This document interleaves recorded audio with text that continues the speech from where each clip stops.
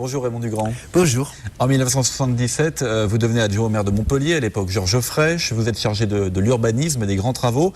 Comment est la ville de Montpellier à la fin des années 70 ? Cette ville est en pleine croissance. Elle vient de doubler sa population, mais plus encore que, je dirais, l'arithmétique. Ce qui est important, c'est que cette ville vient complètement de changer de l'intérieur. Elle était une ville de propriétaires fonciers, viticoles. Elle est devenue une ville tertiaire, avec IBM, avec les facultés, avec Sanofi. Et cette ville, donc, a besoin d'un nouveau style de vie. Elle cherche culture, logement social. Et donc, le précédent maire ne l'avait pas fait. Nous voulons, par rupture, donner tout ceci à la ville nouvelle. Très vite, en tout cas, vous vous dites il faut construire, il faut moderniser. Le projet, vous l'avez déjà bien en tête ? Nous l'avons en tête, tous les deux avec Georges Frêche. Nous sortons de l'université. Donc, nous avons déjà enseigné à nos étudiants ce qu'il faut faire sur une ville. Vous étiez géographe, hein ? Bien sûr, je suis géographe, urbaniste. Et Frêche est historien. Donc, nous avons déjà pensé, déjà même enseigné. Et cette élection, c'est magnifique. Elle va nous permettre de faire ce que avant nous disions aux étudiants de faire eux-mêmes. De mettre en pratique directement sur le terrain. Directement. Bon, le chantier va durer 30 ans, il n'est pas terminé. En tout cas, il y a eu des réalisations spectaculaires. On pense tout de suite à Antigone, bien sûr, dont Port-Marianne est le prolongement naturel. C'est une énorme réalisation quand même. C'est une énorme réalisation. On peut d'ailleurs la présenter en phase, si vous le voulez. La première action, pour nous, c'est l'Écusson, c'est le centre-ville. Il vient de perdre la moitié de ses habitants. Lorsque j'arrive à l'urbanisme, François Delmas a signé des permis de construire, de démolir, notamment la caserne Grossetti. Et donc, nous disons avec Frêche, il faut redonner de la force au centre ancien. Alors on va y arriver en mettant des équipements. Quand on met des équipements dans le centre, il n'y a pas de place. Donc nous allons encercler le centre d'équipements qui vont s'appeler le Quorum, le Centre international de danse, qui vont s'appeler la Cité judiciaire, qui vont s'appeler la Comédie. Qui vont se raccrocher à ce centre. Hein. Bien entendu, pour que les effets de ces équipements aillent dans le sens de rajeunissement du centre. Mais le centre était trop petit. Et la deuxième phase, c'est donc ce qu'il y a d'extraordinaire, le greffe cardiaque. Nous allons, sur les 40 hectares d'Antigone, vouloir faire le doublement du centre ancien. Et comme nous voulons que ce soit une greffe cardiaque, il faut que le cœur nouveau soit compatible avec l'ancien, compatible en architecture. C'est pas simple ça à réaliser quand même. Non, il faudra trouver celui qui sera capable de le faire. Et c'est donc ? Et c'est Ricardo Bofill qui nous arrive. Pourquoi Ricardo Bofill alors ? Pourquoi l'avoir choisi lui ? D'abord on a cherché M. Pouillon, que j'ai été voir, et d'autres. Avec Ricardo, ça a été le coup de foudre. Ça existe le coup de foudre. On peut chercher quelqu'un en voyant progressivement ses qualités, ou bien d'un seul coup, on peut tomber dans ses bras. Avec Ricardo, c'est ça. Il était en accord totalement avec le projet que vous aviez en tête. Totalement en accord. Ricardo dit, vous voulez faire le doublement du centre ancien ? Le centre ancien est historique.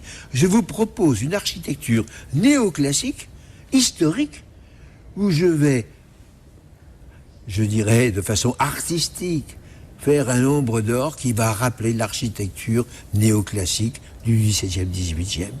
Il y a la question de la place du nombre d'or quand même, qui n'était pas forcément ouverte au début. Ça a été quand même un point d'achoppement, non ? Il a fallu la percer. Mais d'un côté, d'abord, Bofill nous dit, je connais une église qui magnifique en Italie, elle s'appelle Todi, tu viens la voir ensemble, et il m'a montré le cœur, et il a dit, le nombre d'or, je vais m'inspirer de ça. Alors, c'est vrai que cette place, il a fallu l'ouvrir par la suite. C'est vrai que cette place, mais comment dire... Il ne voulait pas, hein, Ricardo Bofill, hein ? Pas forcément, il n'était pas trop d'accord. Mais dans une ville, il y a un affinage. Vous faites une chose, et ensuite, par l'affinage, c'est comme du fromage. La ville, progressivement, se modifie, respire, et bien sûr, il y a une respiration du nombre d'or. Mais au-delà du nombre d'or, il y a l'axe. Il y a l'axe qui va se terminer vers la place de l'Europe, avec l'hôtel de région, franchir le Lèze. Donc, Bofill, en réalité, a un architecte sur le Nombre d'Or, un urbaniste sur Antigone. Alors aujourd'hui, il y a un autre développement qui est en cours, c'est le déplacement de la mairie de Montpellier. Ça vous paraît un choix judicieux, le mettre en bord de l'Aise, comme ça? C'est dans la continuité de ce que vous vouliez faire, rejoindre le Lèze? Cette mairie ne sera pas la mairie de la ville, c'est la mairie de l'agglomération, c'est la mairie d'une ville qui, l'aire de Montpellier dépasse 500 000 habitants actuellement. Elle sera d'1 million d'habitants au rythme actuel dans 30 ans. Donc il faut faire cette mairie, non pas pour maintenant, mais pour dans 30 ans. Or, dans 30 ans, le Lèze sera devenu, vers la mer, un axe fondamental, pas de navigation. Mais il y aura quand même un port, de la navigation fluviale. Il y aura surtout un geste architectural qui ira vers le TGV, qui ira vers l'autoroute, qui ira vers l'aéroport. Donc là, c'est dans la continuité totalement de ce que vous aviez imaginé. Totalement. Vous pouvez être qu'en accord avec tout ça. Totalement. Ça existe également d'être heureux de ce qu'on fait. Je suis très heureux de cette décision, mais je crois surtout qu'elle va bien dans le sens du développement de la ville de Montpellier. Dans l'urbanisme, on pense aussi aux bâtiments, aux quartiers naissants, aux quartiers qui naissent, donc on pense aussi aux moyens de transport. C'est sûr.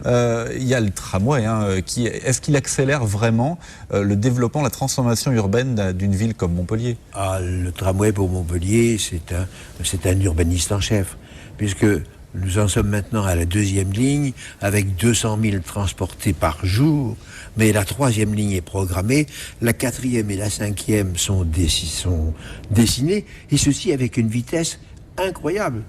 La première ligne de tramway, nous la lançons en 1995, on l'ouvre en l'an 2000, la 2e ligne est ouverte en 2006, la 3e sera en 2012, aucune ville française ne va aussi vite. Pourquoi? Parce que le tramway réorganise complètement la ville. Georges Frêche vous a toujours accompagné pendant ces 30 ans. C'était essentiel aussi qu'il y ait une vraie volonté politique. Vous avez fait tout ce que vous vouliez faire. C'est plus que de l'accompagnement. Avec Frêche, c'est une symbiose. Avec Frêche, c'était une relation journalière. Frêche a fait de l'urbanisme comme j'ai fait de l'urbanisme, et j'ai fait de la ville comme il a fait de la ville. En plus, l'autre élément, c'était cette liberté que Frêche a toujours donnée à ses collaborateurs.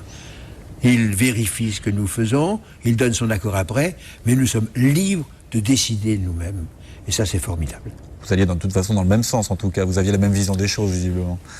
Oui, mais... Vous avez été en désaccord quand même sur certaines petites choses? On n'a jamais été en désaccord, mais surtout, on a apporté des choses nouvelles auxquelles l'autre n'avait pas pensé. L'hôtel des régions, j'en suis plus responsable que Frêche. C'est sûr que sur le Nombre d'Or, Frêche est plus responsable que moi. Allez donc savoir notre part commune. C'est complémentaire, en fait, totalement complémentaire. C'est fusionnel. Fusionnel.